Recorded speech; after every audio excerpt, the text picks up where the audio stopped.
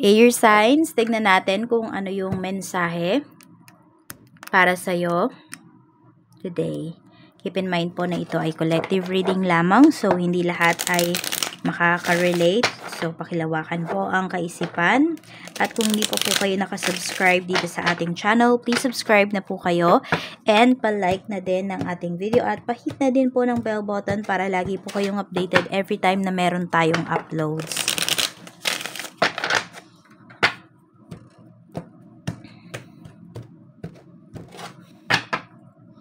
Tingnan natin. Ayun pala, sa mga gusto po palang magpa-private reading, magpa-rituals, mag-avail ang ating TRS Afero Manifesto, ng ating TRS bracelet, ng ating TRS EEA necklace, magmensahe lamang po kayo sa link na nandiyan sa comment section. Nakapin po yan. Tingnan natin.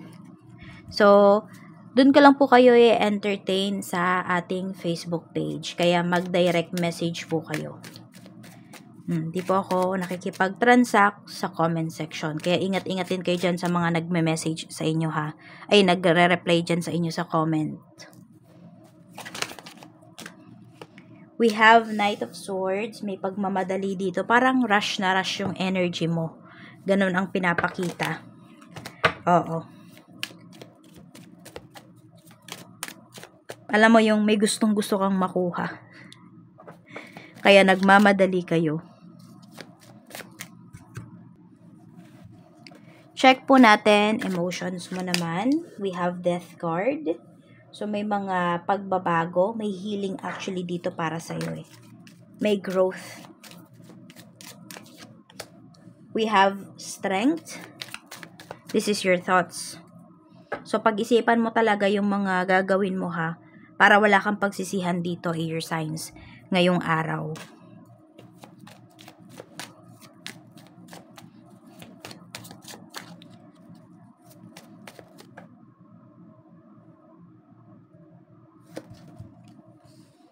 Positive energies na pwedeng mangyari. Ayan, we have Ace of Swords, we have 10 of Swords. We have the Hermit. Merong gusto makipag-usap sa'yo dito. Someone, I don't know kung blinak ka ng taong to eh. Ayan, naiisip ka pa rin ng taong to, air signs hanggang ngayon. So, may magre-reach out sa'yo dito. Actually, yung iba po sa inyo, na bakit positive energy to, either hinihintay nyo talaga yung taong to na mag-message sa inyo. So, yan, i-unblock ka na ng tao na yan. Meron din kasing energy dito na mapapatunayan ninyo na naka-move forward na pala kayo sa taong yun, na wala na kayong nararamdaman. Even galit, din nyo na rin nararamdaman para sa kanya. Tignan naman natin yung negative na pwedeng maganap sa'yo today. So, we have 4 of Pentacles.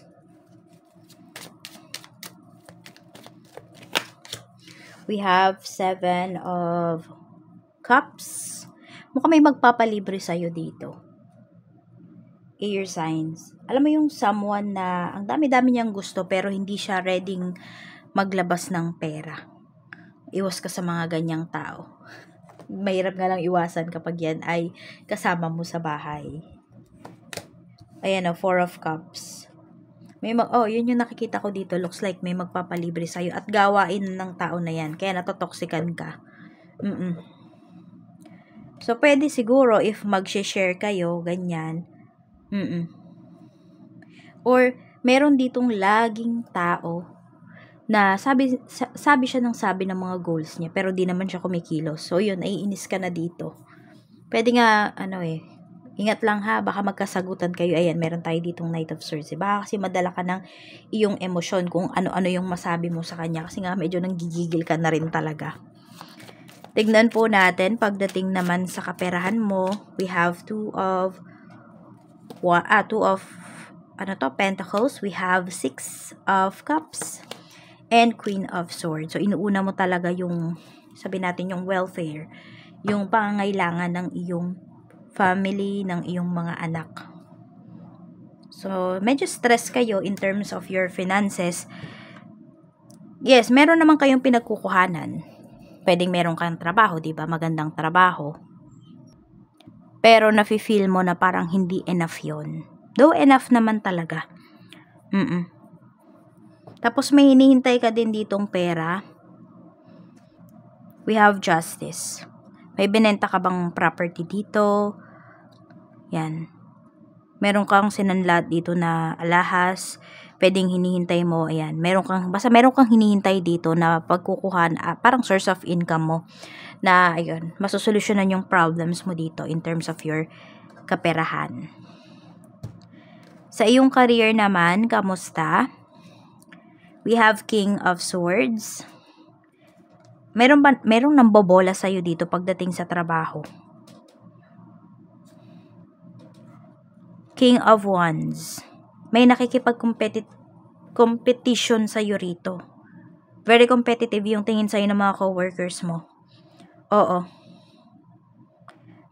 Medyo mag-ingat ka lang ha, kasi baka may nambobola dyan sa'yo. Alam mo yung ginugulo nila, kino-confuse ka nila, na pinafa-feel nila sa'yo na meron silang gusto sa'yo para ma-out of focus ka dyan sa work, dyan sa project na ginagawa mo. So, mag-iingat ka. Ito yung strategy nung ilan sa mga kasamahan mo. Kaya mag-ingat ka dyan. No, hindi pure yung intention na pinapakita sa'yo nung tao na yan. Kaya layuan mo. Or diretsahin mo na lang, no? Kung ano man yung mga pahiwatig ng mga taong to, diretsahin mo sila. Pero tahimik ka lang dun sa mga strategies mo in terms of your career. Pwede rin naman sakyan mo yung mga to, 'di ba? Dahil huli mo na sila, yung strategy nila ay magagawan mo na yan ng solusyon. Parang parang niluto mo sila sa sarili nilang mantika. Check natin ang iyo namang business. Kung may business ka, very competitive talaga o kailangan nyo daw maging competitive. Tignan natin. Ingat lang din ha, may makakaaway talaga kayo dito pagdating sa inyong negosyo. Knight of Pentacles. So, alam mo yon, kung magkaroon ng problema dito sa isang client, tapos I don't know kung sa payment method magkakaroon ng problems eh. Tignan nyo po muna ha, kung legit ba na na-receive nyo talaga yung sinend sa inyo.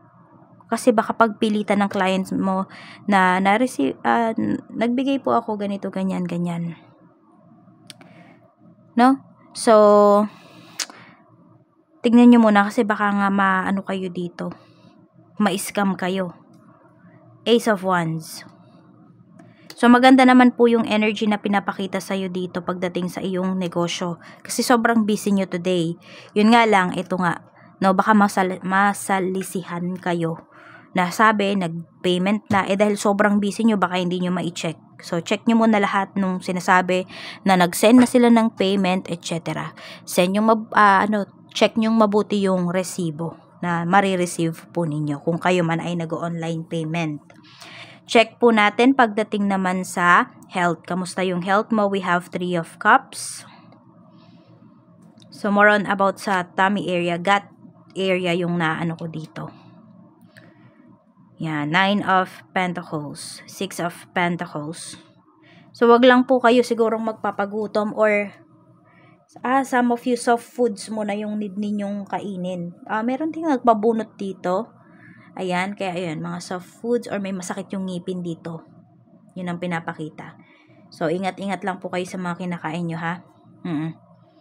Parang wag nyo munang pagbigyan muna yung gusto nyo talaga, yung hilig ninyo. Oo. Kasi pwedeng yun yung nakaka-trigger doon sa sakit mo. Sa nararamdaman mong sakit. Kaya, ingat-ingat muna sa mga kinakain. Tingnan natin kung ano ba yung angel message, spirit message para sa'yo. Spirit message para sa'yo. Moon energy is amplifying the situation. So, ayan, pwedeng nagiging heightened talaga yung inyong emotions, hindi nyo siya makontrol. Kaya, mag-iingat po kayo.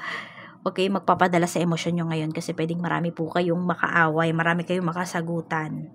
So, yan lang. Ingat po kayo always. More blessings to come and see you again tomorrow.